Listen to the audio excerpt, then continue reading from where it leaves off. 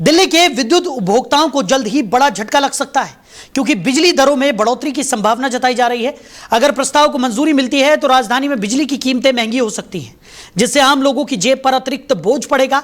जानकारी के अनुसार बिजली कंपनियों की ओर से लागत में बढ़ोतरी और अन्य कारणों का हवाला देते हुए दर संशोधन का प्रस्ताव दिया गया है। इस प्रस्ताव पर नियामक स्तर पर विचार विमर्श चल रहा है। अंतिम निर्णय आने के बाद ही स्पष्ट होगा कि उपभोक्ताओं को कितना अतिरिक्त भुगतान करना होगा। बिजली दरों में संभावित बढ़ोतरी को लेकर उपभोक्ताओं में चिंता देखी जा रही है। लोगों का कहना है कि पहले से ही महंगाई के दौर में बिजली बिल बढ़ना उनके बजट पर असर डालेगा। खासकर मध्यम और निम्न आय वर्ग के परिवारों के लिए यह स्थिति और कठिन हो सकती है। उधर अधिकारियों का कहना है कि सभी पहलुओं की समीक्षा के बाद ही कोई अंतिम फैसला लिया जाएगा, ताकि संतुलन बनाए रखा जा सके। फिलहाल इस मुद्दे पर चर्चा जारी है और आने वाले दिनों में स्थिति स्पष्ट होने की उम्मीद है।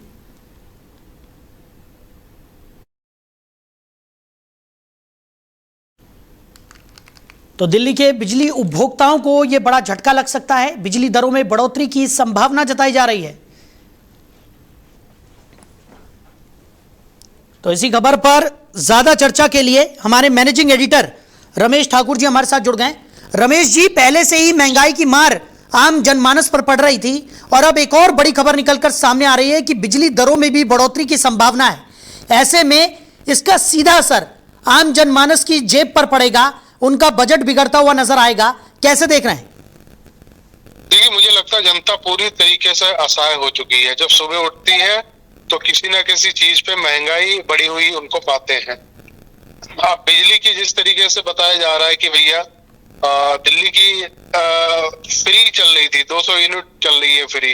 और सरकार जब आई थी, जब जिस समय कैंपेनिंग हो रही थी, उस समय प्रधानमंत्री ने भी कहा था, सारे नेताओं ने भी कहा था कि जो स्लैब है बिजली का फ्री का वो तो वैसे ही रहेगा, उसमें बढ़ोतरी नहीं की जाएगी। अब इससे अगर कंपेयर करा जाए पिछली सरकार से, तो उन्होंने किस तरीके से इसको जो कीमतें उसको कैसे नियंत्रण रखा, उन्होंने बिल्कुल बढ़ने भी नहीं दिया।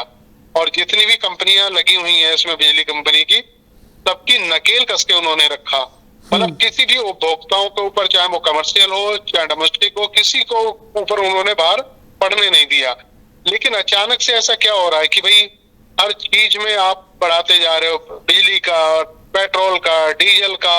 अभी तक के लिए डीजल ईंधन जितना भी है उसके लिए आप ये कह सकते हो कि हम भाई निर्भरता दूसरे देशों के ऊपर है। स्टेट हार्मोज का भी इशू आ रहा था, सब कुछ था। लेकिन बिजली की जो चीजें हैं वो तो निर्मित हम खुद ही कर रहे हैं, हम कोई बाहर से थोड़ी ले रहे हैं। जबकि बिजली हम खुद ही बाहर अमेरिका, नेपाल को बेच रहे हैं, श्रीलंका को बेच रहे हैं और बांग्लादेश को बेच रहे हैं। हमारे पास खुद इतनी पर्याप्त है।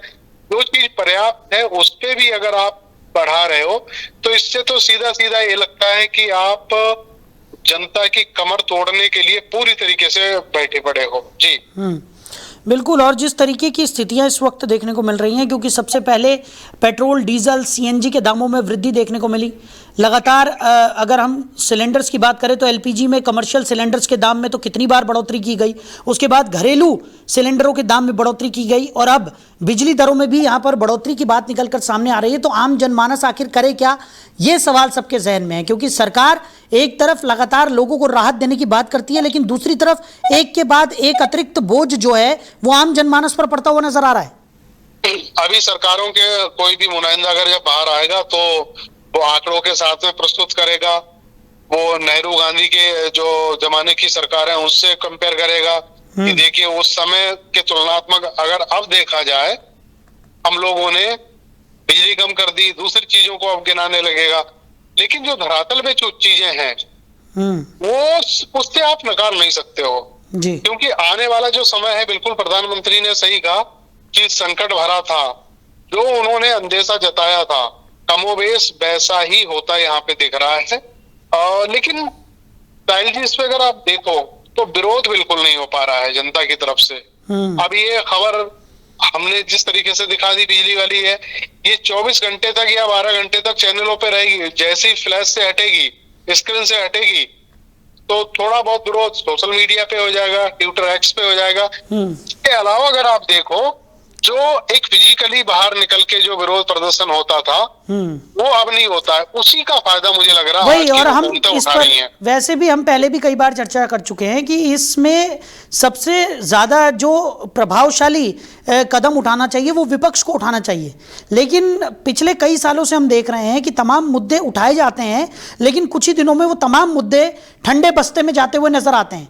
कोई भी मुद्दा इस तरीके से नहीं उठाया जाता। जैसे अगर हम पिछले कार्यकाल की बात करें, जब यूपीए की सरकार थी, उस समय जब भारतीय जनता पार्टी विरोध प्रदर्शन करती थी या एनडीए की तरफ से कोई विरोध प्रदर्शन होता था, तो उस प्रदर्शन में कोई बात होती थी, सरकार में भी उसको लेकर दबाव देखने को मिलता था। सड़कों पर सिलेंडर लेकर बैठे हुए हमने स्मृति ईरानी को देखा है, रक्षा मंत्री राजनाथ सिंह को देखा है, और तमाम महंगाई को लेकर या तमाम चीजों को लेकर सरकार को घेरते हुए एनडीए के नेता नजर आते थे। लेकिन अब जो विरोध प्रदर्शन है वो अलग ही तरीके का देखने को मिल रहा है, जिससे कोई बड़ा दबाव भी सरकार पर नहीं पड़ रहा है।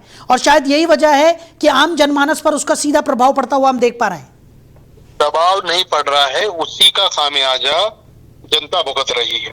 अब इसमें जब तक दबाव आप प्रतिशोध आप अपना जाहिर नहीं करोगे, और तब तक मुझे लग रहा है इसमें कुछ होने वाला है। जब सरकारें निशक्त हो जाती हैं तो उसको सीधा कौन करता है? आम जनता करती है।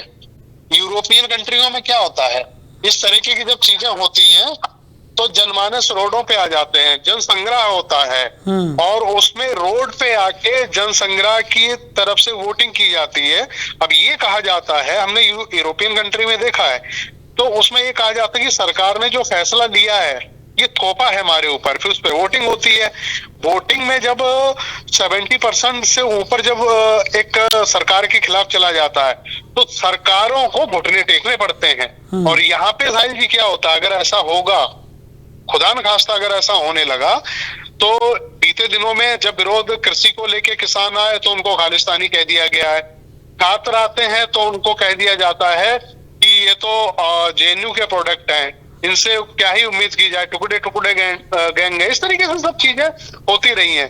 अब जब टीजीआई बड़े लेवल के जो अहदे पे बैठे हुए वो लोग जब आम जनता को, बेरोजगारों को काकरोच जब कहने शुरू कर देते हैं, तो उसके बाद तो कुछ नहीं बचता है। कि अभी मैं देख रहा था जैसे जो अमेरिका ने हमले करके हमारे कई नागरिकों को मारा है, तो पूर्व जनरल मेजर है जीडी बख्शी, उन्होंने सही कहा है कि इस समय की जो सरकार है वो जनता को नाली का कीड़ा समझ रही है।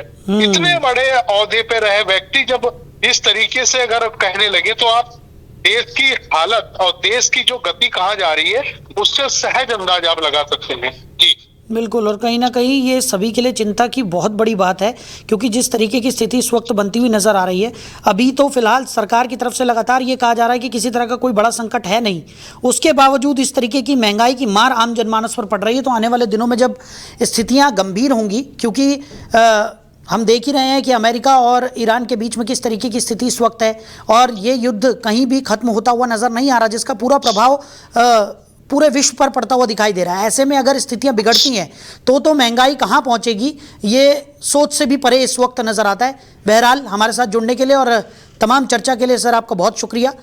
तो दिल्ली में बिजली उपभोक्ताओं को ये बड़ा झटका लगने वाला है, संभवतः बिजली की दरों में बढ़ोतरी यहाँ पर की जाएगी, और अगर राजधानी में बिजली महंगी होती है तो एक और बड़ा झटका आम जनमानस की रोज़मर्रा की ज़िंदगी पर पड़ता हुआ ज़रूर दिखाई देगा।